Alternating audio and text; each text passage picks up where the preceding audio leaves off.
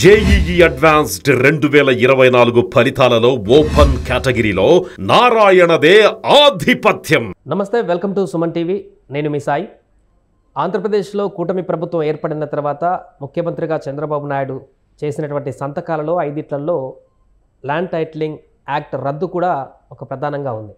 So land titling act రద్దు అనేది ఇప్పుడు ప్రస్తుతం చర్చనీయాంశంగా మారింది. పూర్తిగా ఆ చట్టం రద్దు అవ్వబోతుంది. దీనికి సంబంధించి ఎన్నికలకు ముందు కొంత ప్రచారం జరిగిన విషయాన్ని చూసాం. అంతకుముందు అడ్వకేట్స్ కూడా దీనిపైన నిరసనలు తెలపడం, ఆందోళనలు చేయడం, హైకోర్టులో పిలిచివేయడం, రకరకాలుగా ఆందోళనలు కొనసాగినటువంటి సందర్భంలో ఈ యాక్ట్ అనేది ప్రమాదకరం అంటూ విస్తృత ప్రచారం కూడా మిగతా పక్షాలు కూడా చేయడం జరిగింది. ఎట్టకేలకైతే దీన్ని రద్దు చేస్తూ చంద్రబాబు నిర్ణయం తీసుకున్నారు. దానికి సంబంధించి సంతకం కూడా చేశారు. ఇది ఎన్ని రోజుల్లో ఇంప్లిమెంట్ అవుతుంది, అసలు ఈ చట్టంలో ఉన్నటువంటి లొసుగులేంటి, ఈ చట్టం రద్దు అవ్వడం పట్ల ఇప్పుడు తాజాగా మారేటువంటి సమీకరణాలేంటి, దీనికి సంబంధించి మనం మాట్లాడదాం. మనతో పాటు కాకర చంద్రశేఖర్ గారు ఉన్నారు, ప్రముఖ హైకోర్టు అడ్వకేట్. ఆ వారు కూడా దీనికి సంబంధించి రద్దు కోరుతూ పిటిషన్ కూడా వేయడం జరిగింది. చంద్రశేఖర్ గారు నమస్తే అండి. నమస్తే సార్. నమస్తే సార్. చంద్రశేఖర్ గారు, సో మొత్తానికి మీరు వేసినటువంటి పిటిషన్లు కానీ న్యాయవాదులు చేసినటువంటి ఆందోళన కాదు ఈరోజు ఫలించినట్టుగా కనపడుతుంది. పూర్తిగా రద్దు చేస్తూ చంద్రబాబు ఒక నిర్ణయాన్ని తీసుకున్నారు. ఎట్లా స్వాగతిస్తున్నారు దీన్ని మీ అడ్వకేట్స్ అందరూ కూడా?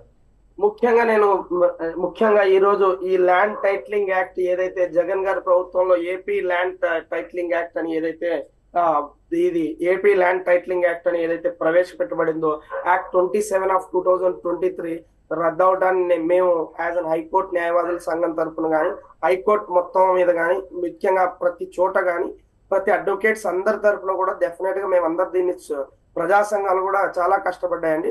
ముఖ్యంగా ప్రతి అడ్వకేట్ కూడా ఆంధ్రప్రదేశ్ లోని ప్రతి కోర్టులోని ప్రతి బార్ అసోసియేషన్ లో అడ్వకేట్ కూడా ముఖ్యంగా నా శుభాభినందనలు నేను తెలియజేస్తున్నానండి. ముఖ్యంగా మనం ఇక్కడ చూసుకున్నట్టయితే ముఖ్యంగా ఈ ఆంధ్రప్రదేశ్ ల్యాండ్ టైటిలింగ్ యాక్ట్ 2022 ప్రప్రథమంగా భారతదేశంలోనే ప్రప్రథమంగా దీన్ని తీసుకురావడం జరిగిందండి. యాక్చువల్ గా ఈ చట్టం యొక్క ఆవశ్యకత గురించి ఫస్ట్ నేను చెప్పదలుచుకున్నానండి. మనకు యాక్చువల్ మీరు కరెక్ట్ గా చూసుకున్నట్టయితే నీతి ఆయోగ్ ఒక మీటింగ్ పెట్టిందండి. నీతి ఆయోగ్ 10/10/2019లో వరల్డ్ బ్యాంక్ బిజినెస్ సర్వే చేసినప్పుడు అందులో 66% ఆఫ్ సివిల్ కేసెస్ ఏవైతే భూ వివాదాలు సంబంధించిన కేసులు ఏవైతే ఉన్నాయో అవి 4 ఏళ్లకు పైబడిగా సబార్డినేట్ కోర్ట్స్ అంటారండి. వాటిని మనం ట్రయల్ కోర్ట్స్ అంటాము.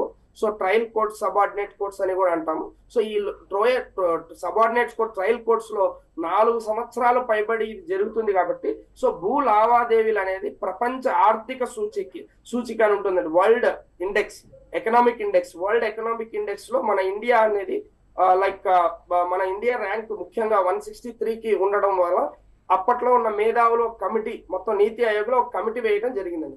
ఆ కమిటీలో డెఫినెట్ గా 25 ఈ మెయిన్ గా వాళ్ళు అప్పుడు తెలుసుకున్నది ఏంటంటే ఒక భూ ముఖ్యంగా ఈ వివాదాలు జరగడానికి ఒక్కొక్క దాంట్లో ఒకరికి ROR అని ఉంటుంది, ఒకటి ఓల్డ్ ఈసీ అని ఉంటుంది. ROR అంటే రైట్ ఆఫ్ రికార్డ్స్ అంటారండి మనకు దాన్ని.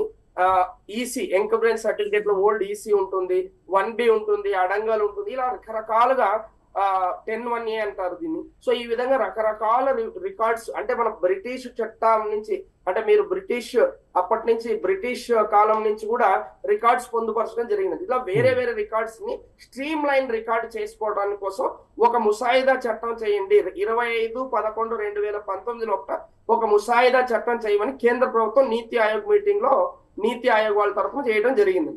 కేవలం పెండింగ్ లో కేసులు పెరిగిపోతున్నాయి భూ లావాదేవీలకు సంబంధించి కోర్టులలో అనేటువంటి అంశానికి సంబంధించి ఈ సజెషన్ ఇచ్చారంటారు.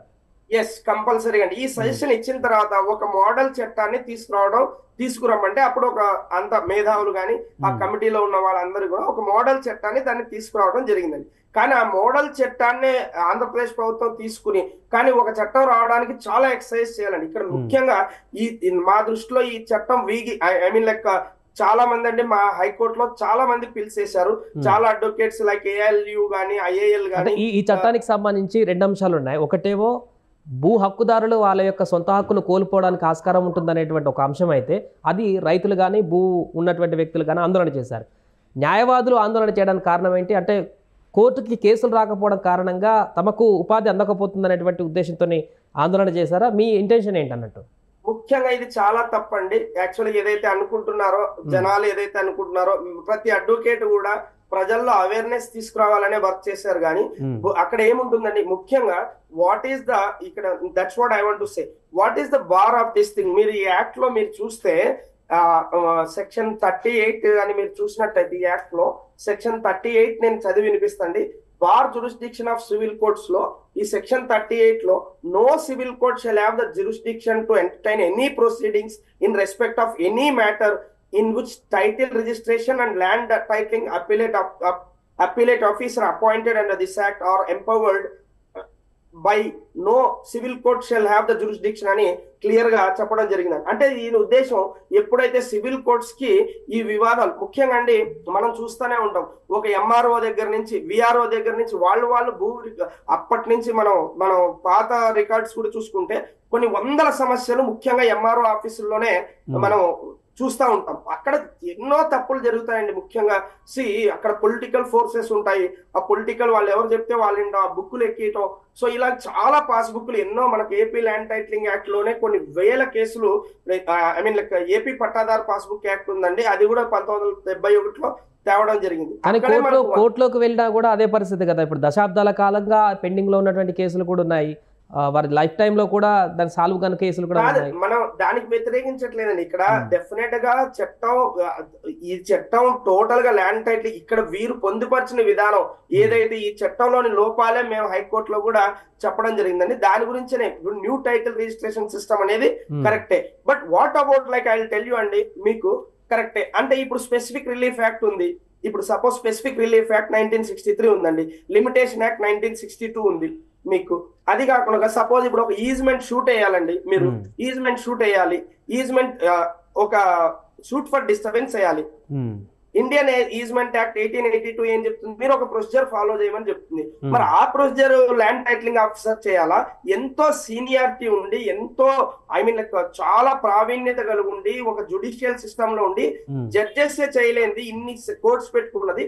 జస్ట్ 2 సంవత్సరాల్లో ట్రైనింగ్ తీసుకున్న appellate officer land titling registration officer ఆయన ఏ ఎమ్మెల్యేకి చెప్తే వాళ్ళు ఎక్కడానికి చాలా ఛాన్స్ ఉంటుందండి. అన్ఎడ్యుకేటెడ్ పీపుల్ లాస్ అవ్వడానికి చాలా ఉంటుంది. ఆల్రెడీ భూ హక్కుదారులు అన్ఎడ్యుకేటెడ్ ఉంటారు. మీకు ఒక్క విషయానికి చెప్తున్నాండి, ముఖ్యంగా మాది రాయలసీమ ప్రాంతం అండి, నేను ఎమ్మిగనూరు ప్రాంతానికి చెందిన వాడిని. మాది రాయలసీమ ప్రాంతం. ఇక్కడ మీరు చూసుకుంటే పశ్చిమ ప్రాంతాలైన మంతాలయం కానీ ఆదోని కానీ ఇంకా మీరు అనంతపూర్ డిస్ట్రిక్ట్స్ కానీ ఇలా తీసుకుంటే మా వాళ్ళందరూ బెంగళూరుకో హైదరాబాద్కో వలస వస్తారండి. మరి వీళ్ళు 2 సంవత్సరాలు అక్కడ ఉన్నారంటే ఆ 2 సంవత్సరాల్లో ఎన్నో జరుగుతుంది. ఆ 2 సంవత్సరాల తర్వాత వీళ్ళకి అసలు అధికారమే లేదు అప్పీల్ చేసుకోవడానికి. హైకోర్టుకు వెళ్ళాలి. హైకోర్టుకు వెళ్ళడానికి ఎంతమంది దగ్గర డబ్బులు ఉంటాయండి? ఆ ల్యాండ్ ఏదో జరిగి ఉంటది, వాళ్ళ కనెక్షన్స్ కూడా ఉండవు. చాలా చదువుకోలేని వాళ్ళు ఉంటారు. మీరు ముఖ్యంగా హరిజన గిరిజన ప్రాంతాలు మీరు ఇప్పుడు చూసుకున్నట్టయితే విజయనగరం, బొబ్బిలి ఇలాంటి చోట కొన్ని వందల సమస్యలు ఉన్నాయి. వీళ్ళు ఎవరి పేరు చెప్తే వాళ్ళ పేరు జరగడం. మీకు తెలియదు ఏముందండి, కలెక్టర్ ఆఫీసుల్లో ఎంఆర్ఓ ఆఫీసులో ఏం జరుగుతుందో మీకు అన్ని తెలుసు.